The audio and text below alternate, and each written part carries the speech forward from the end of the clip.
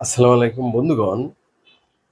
এনসিপির নাহিদ ইসলাম বলেছেন যে উপদেষ্টা আসিফ মাহমুদ সজীব ভুঁইয়া ও উপদেষ্টা মাহফুজ তাদের দলের কেউ নন, মানে এনসিপির কেউ নন। এদিকে পত্রিকায় দেখা গিয়েছে যে উপদেষ্টা আসিফ মাহমুদ সজীব ভুঁইয়া মুরাদনগরে নির্বাচনী বরাদ্দ দিয়েছেন। তিনি মসজিদ মন্দিরে বরাদ্দ দিয়েছেন, কিন্তু পাশের উপজেলায় দেননি। এখন তিনি যদি নির্বাচনী বরাদ্দ দিয়ে থাকেন, তাহলে তিনি কোন দল থেকে নির্বাচন করবেন?